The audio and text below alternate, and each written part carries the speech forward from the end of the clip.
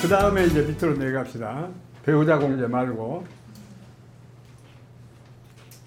또 하나 주의할 것은 배우자 공제를 그러면 5억은 무조건 해주는데 30억까지 공제받아야 되겠다. 그런 사람은 이 세무서에다 상속세 신고하기 전에 실제로 나눠 갖기로 대로 집행을 해야 돼요. 가령 부동산을 가져가 부동산 등기 해줘야 되고 안 오면 안 돼요. 그러니까 6개월 내에 그 실행을 해야 된다. 얼마씩 나눠 갖기로 한 거. 가령 이 집은 배우자가 가져가기로 했다. 그러면 그 집을 신고하기 전에 배우자 이름으로 등기를 해야만 30억까지 빼줘요. 그것도 유의해야 됩니다. 그 다음에 자녀공제 얼마씩? 자녀들한테 한 사람당 5천만 원씩. 자녀 한 사람당 5천만 원. 근데 요새는 이거 자녀들도 조금 나니까 이게 별 효과가 없어요. 그렇죠? 하나 나봤자 5천만 원 이거 빼주나만 하고. 19세 미만은 더군다나 1,000만 원밖에 안 빼줘요. 그 다음에 가족 중 65세 이상자, 노인이 계신다. 그것도 5천만 원 빼주고. 장애인이 있다. 1,000만 원 추가로 빼주고. 그 다음에 이 밑에 일괄공제라고 하는 게 지금 바로 얘기한 거예요. 나는 자녀가 몇이든 이런 거 안 따지겠다. 그냥 5억만 빼주라. 그러면 그냥 자녀가 몇이든지 간에 5억 빼줘버려요. 자녀가 하나도 없으면 어때요? 요새 안 낳는 사람 많으니까. 하나도 없는 사람은 하나도 안 빼주지만은 하나라도 있으면 무조건 5억 빼줘라. 그게 일괄공제. 그래서 일괄공제. 그 다음에 금융재산공제. 예금, 주식도 금융재산으로 봅니다. 주식. 예금, 주식 이런 것은 그 신고를 하면 신고한 금액의 20%까지도 빼줘라. 그러니까 왜냐하면 이것은 신고를 안 한 사람들이 많으니까 잘 안 나타나죠. 그래서 신고를 유도하기 위해서 20%까지는 빼줘라. 다만 그 금액이 2억 원 넘으면 더는 안 빼준다. 2억 원까지 20%에도 빼줘라. 그 다음에 동거주택 상속공제. 그러니까 부모하고 나하고 한 집에서 10년 이상 살았다. 근데 그런 사람도 요새 또 드물어요. 그렇죠? 10년 이상 내가 부모 모시고 한 집에 살았다. 그러면 얼마까지 빼줘요? 그 주택가액의 80%까지 빼줘라. 많이 빼줍니다. 다만 5억 이상은 안 빼준다. 그러니까 강남 집들하고는 해당이 안 될 거예요. 그래도 5억까지는 빼주니까. 이거 5억 공제받으려고 지금 어느 아들이 안 살다가 갑자기 부모하고 같이 살자고 들어온 사람 있을까, 얼마나? 안 들을 거예요. 어떤 사람은 주민등록 옮겨놓으면 어떠냐 그런데 아까 얘기한 것처럼 거짓하면 안 되니까. 그 다음에 다른 거 별거 없고. 그 다음에 마지막에 5억 세액 계산. 그러면 세액을 어떻게 계산하느냐. 이것은 세액 계산은 모든 세법이 다 똑같아요. 지금 뭐까지 계산됐어 우리가? 여러 가지 공제를 살펴봤죠. 공제한 나머지를 뭐라고 그래요? 과세 표준이라고 그러죠. 과세 표준. 약해서 그냥 과표라고 하면 과세 표준. 과세 표준이 나오죠. 무슨 세금이든지 세금을 계산하려면 마지막에 과세 표준이 나와야 돼. 과세 표준이 나오면 거기다가 세율을 곱하면 몇 퍼센트인가 곱하면 이게 내가 내야 할 세액이다. 산출세액이다. 이렇게 계산하는 겁니다.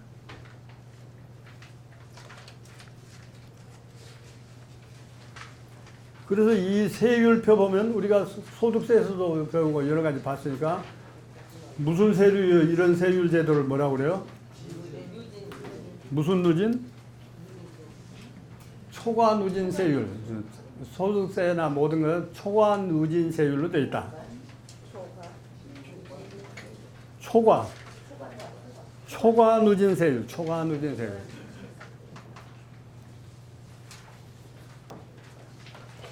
초과 누진 세율로 구조로 되어 있는 건 소득세나 다 마찬가지. 양도소득세, 종합소득세 다 마찬가지입니다. 그런데 세율 자체는 틀려요. 그 제도가 초과 누진 제도라는 거지 세율이 똑같다는 얘기는 아닙니다. 세율은 다릅니다. 그래서 상속세율을 봅시다. 어떻게 되어 있는가.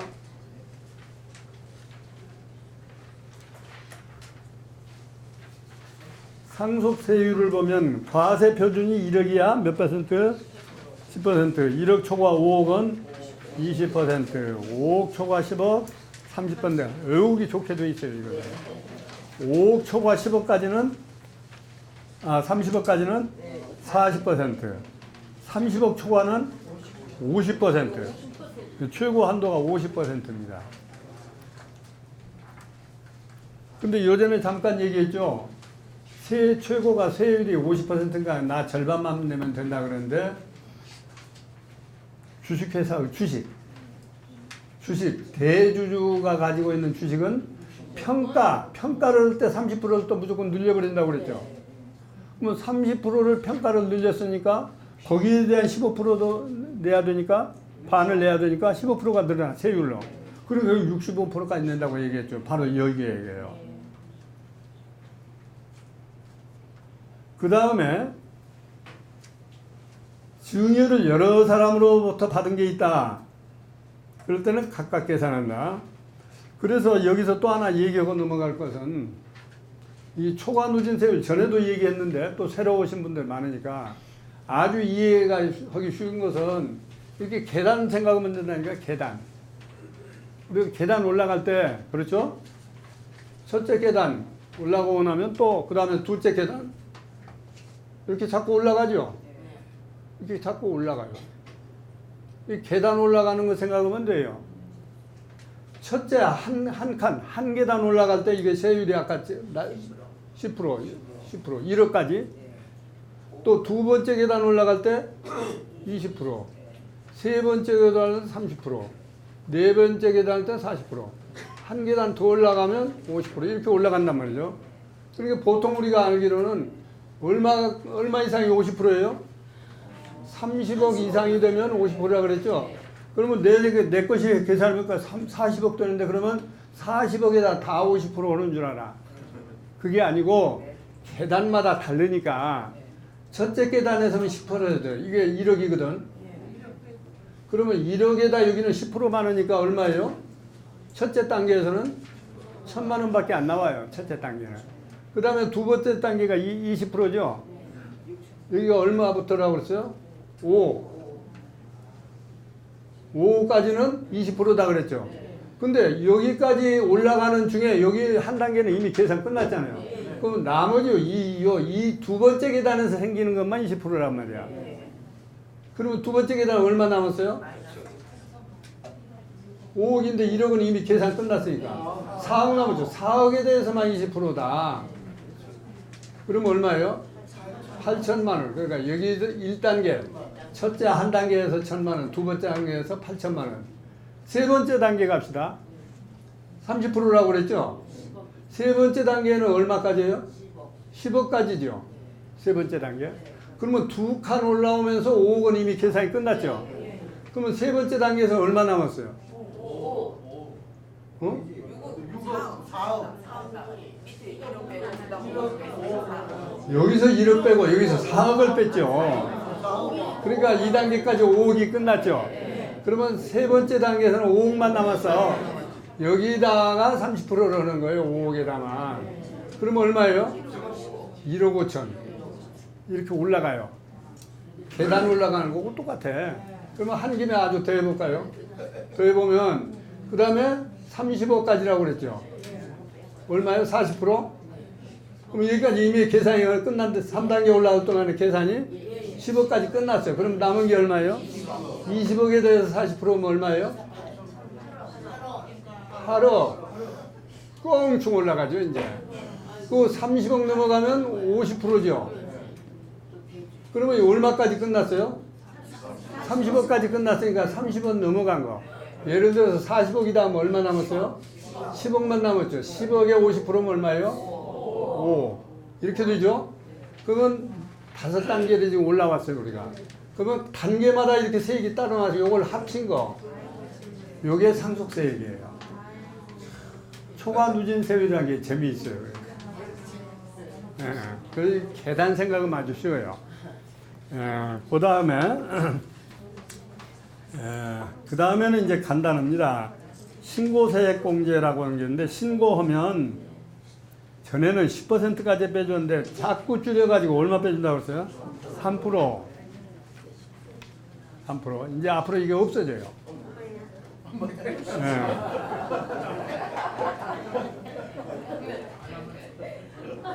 그런데 그런데 아까 이 증여재산가 이미 증여했는데 이거 다 상속세에다 또 합산을 하고 그랬죠. 그러면 이때 증여세를 이미 냈을 거 아닙니까? 그러면 증여세를 이미 냈는데 합산해가지고 또 내느냐? 그건 아니고 먼저 낸 증여세를 빼줘요. 그 대신. 그러면 이제 추가로 과세되는 게 얼마예요? 계단 하나 올라갈 때마다 세율이 올라갔죠? 요 차이만 더 내는 거예요, 결국. 예? 차이만 더 내는 겁니다. 10년 안에 죽을 나이에는 증여할 필요가 없지 않습니까? 집 살 필요? 아니요. 증여할 필요. 증여 나이. 그래요. 필요가 없는 것보다도 잘못하면 실익이 없죠. 그렇죠?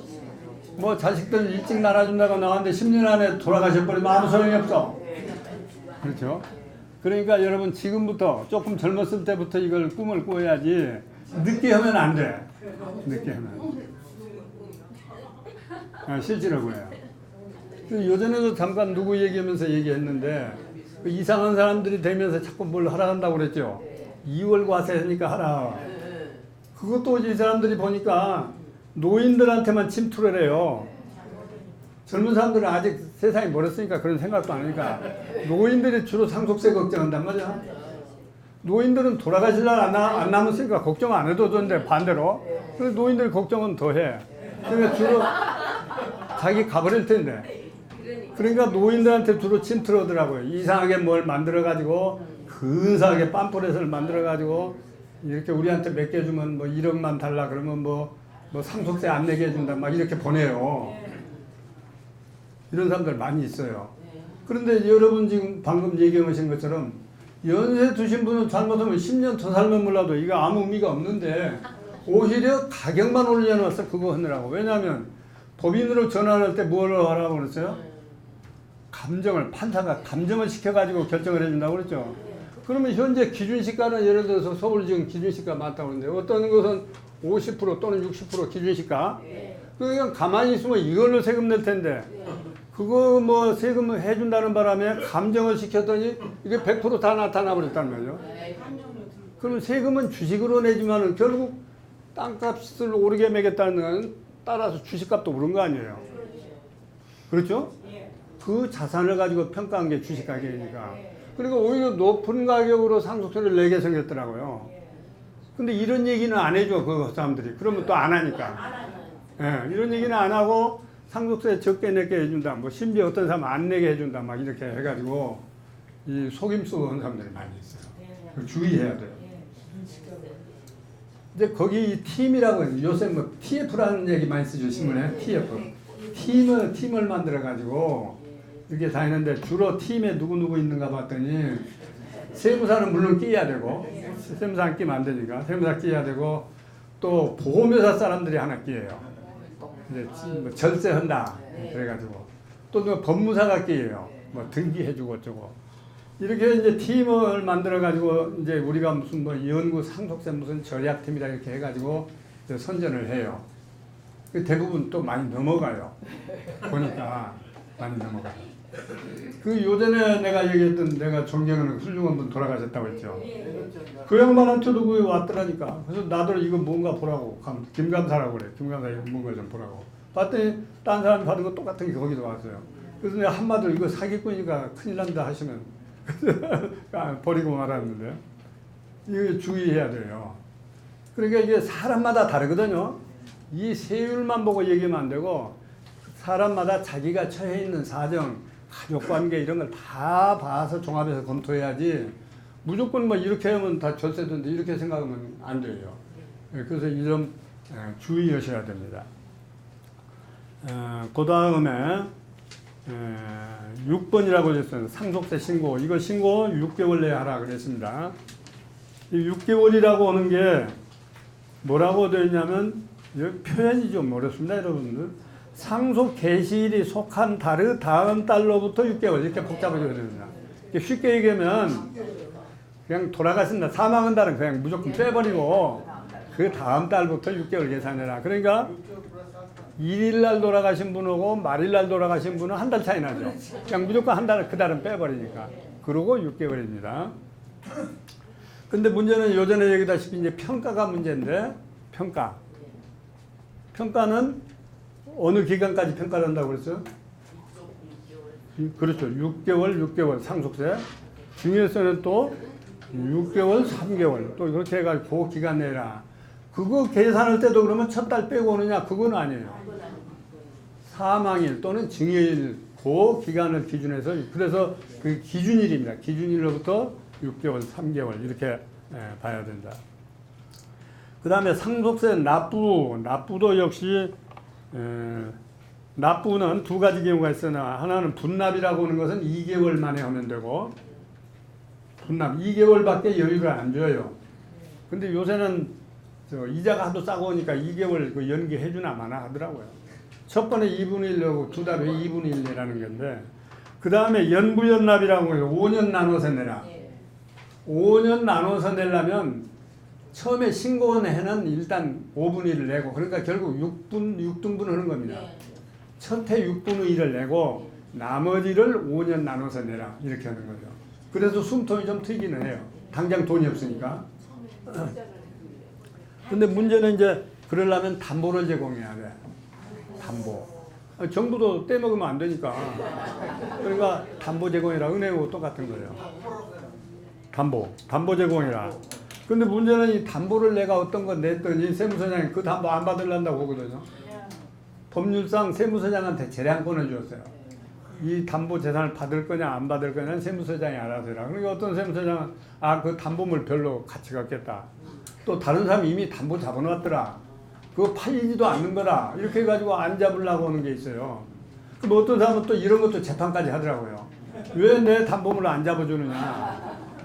그러면 또 이제 판사가 봐가지고 그 담보물 충분한데 받아주라 하면 또 세무서장이 받아주고. 네, 그런 게 있어요. 그 다음에는 이제 그 연부연납 5년이라는 기간 동안에 이자도 내야 된다. 이자가 작년에까지 1.8인데 2.1로 바뀌었더라고요. 이건 매년 바뀌니까 너무 봐야 돼요. 이자를 내야 돼요.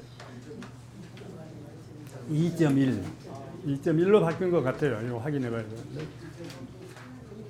그러니까 그 옛날에는 정부에서 받아가는 이자율이 꽤 비쌌어요. 그런데 많이 내려줘가지고 2.1이면 은행 이자하고 비슷하다고 보시면 돼요. 그렇게 이자를 내야 됩니다. 또 이런 거 많이 질문했어요. 그러면 지금 당장에 돈이 없어서 5년간 나눠내기로 했는데 중간에 돈이 생겼다. 그게 팔렸다. 그러면 처음에 5년으로 약속했으니까 내가 이자 물면서 5년간 분할해서 내야 되느냐. 미리 낸 건 얼마 전에 받아줘요. 미리 내면 받아줍니다. 그래야 이자를 줄이죠. 그리고 또 하나 주의할 것은 요전에 평가 지난 시간에 얘기했는데, 그러면 6개월 내에 지금 신고를 하고 돼 있잖아요. 6개월 내에. 그러면 이제 세금 낼 게 걱정이 되니까 6개월 내에 다행히 팔려서 팔아버렸어요. 세금 내려고. 이것도 아주 위험해요.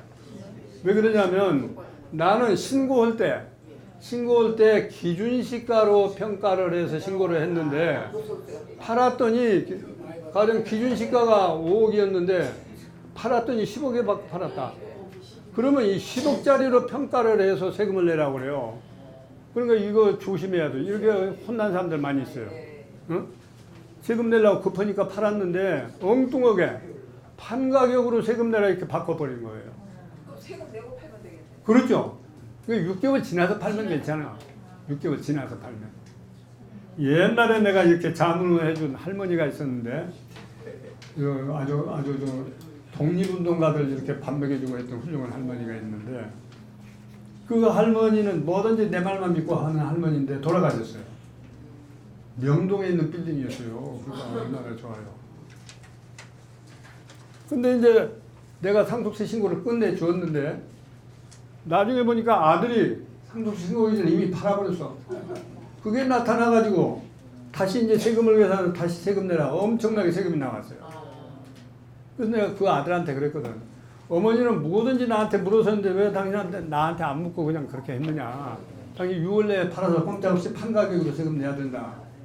아들이 아주 순박한 분이에요. 법이 없어도 살 사람이에요. 그러니까 이제 솔직하게 고백을 하는데 어머니가 상속해 주시자마자 팔면 남들이 욕할까 싶어서 그래서 이 얘기를 안 한 거예요. 그러니까 이 하찮은 것도 굉장히 세금에 크게 좌우됩니다. 주의해야 합니다. 그래서 6개월 내면 이렇게 된다.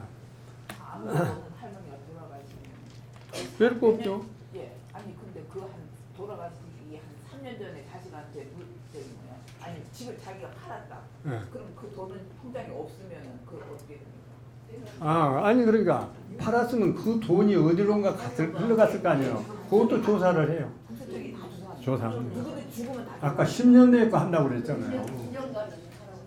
아니 2년간은 내가 입증을 책임이 2년간이고 과세하는 건 10년 것을 과세하니까. 조금은 할머니가 돌아가셨어요. 네. 1년 별로 재산 그러니까 그냥 많이 쓰시라니까 지금. 내가 얘기했잖아요. 어떤 신부가 500만 원만 내놓고 다 쓰라고 자꾸 강의를 한다고.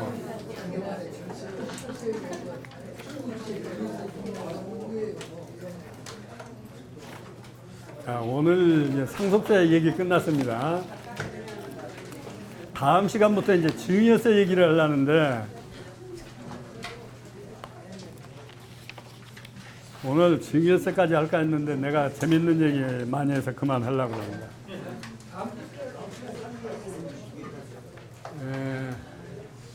저 질문하실 분은 끝나고 또 질문하시면 되니까 질문할 시간 따로 드려요. 그러니까 그때 하시면 되고 내가 아까 가짜 얘기했잖아요. 가짜 얘기, 진주 목걸이 가짜. 그런데 이 김수환 추기경이 내가 존경하는 건데 김수환 추기경이 남겨놓은 유명한 얘기가 마음에 드는 얘기가 딱 하나 있더라고요. 김수환 추기경이 돌아가실 무렵에 무슨 얘기를 했느냐, 일종의 격언 같은 걸 남겼는데 세상을 바꿀 수 있는 힘은 그래도 정직뿐이더라, 그런 얘기를 했어요. 정직한 게 좋은 거예요. 세상을 바꿀 수 있는 힘은 그래도 정직뿐이더라. 오늘날에도 어떤 분하고 점심을 같이 했는데 나하고 동갑이고 나보다 훨씬 나은 사람이요. 그 사람도 이제 말년에 와서 깨달은 게 있다. 뭐냐 그랬더니 자기도 법률 공부를 한 사람인데 이제 와서 깨달은 게 법이라고 온 것은 보니까 형식에 불과한 것이지 그 법의 내용이 옳지 못하면 그건 법이 아니다. 그런 건 이제 법철학이라는 데서 그걸 다뤄요. 이제 법률 공부를 한참 하다 보면 이 법률이 그러면 무엇 때문에 있고 어떻게 법률은 써먹어야 되고 그런 이제 철학을 한다고요. 법철학이라는 과목이 있어요.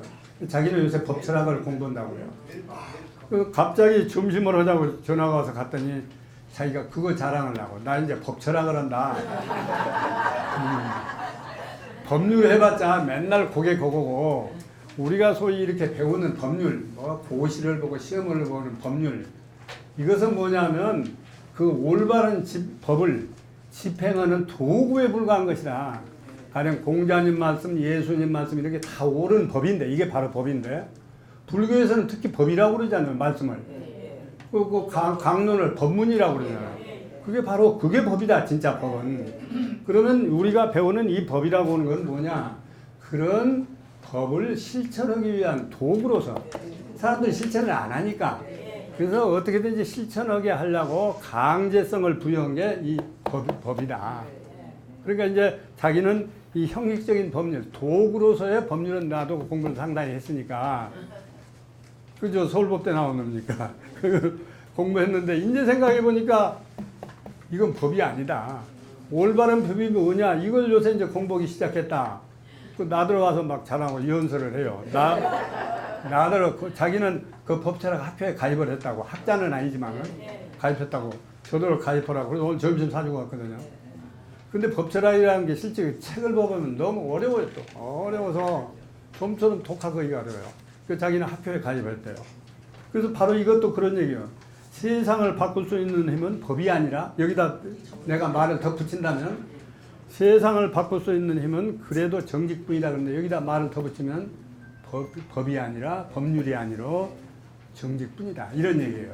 그 정직만이 진짜 알매의 법이고 나머지는 그 배역을 실행하기 위한 도구로서 이런 걸 만든 게 법률이나 좋은 얘기죠. 예. 예. 다음 시간에 하겠습니다.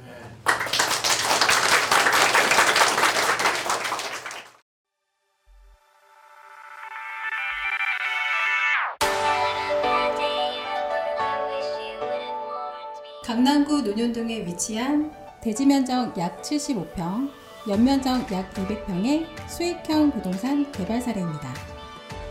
인지도 있는 브랜드와 연계하여 임차인이 선호하는 최상의 공간을 만들어갑니다.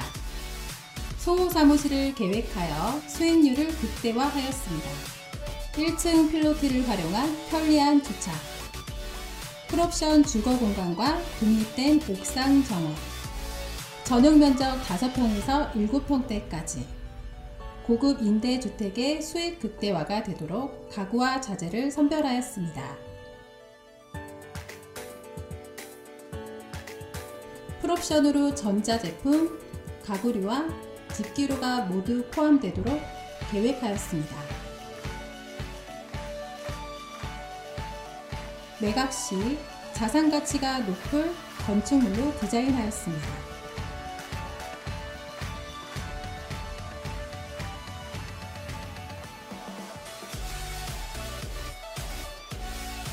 보유 부동산과 투자 부동산의 탁월한 시장 분석과 주거 공간의 경험으로 최고의 품질과 최상의 수익을 함께 창출해 나가겠습니다.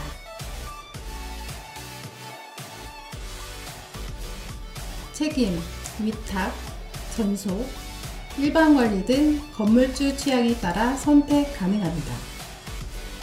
수금 책임제로 월세 미납 시 대납해 드립니다. 공실 클럽 및 제휴사의 광고를 통한 타사 대비 공실률 최소화로 인해 수익률 증가가 가능합니다.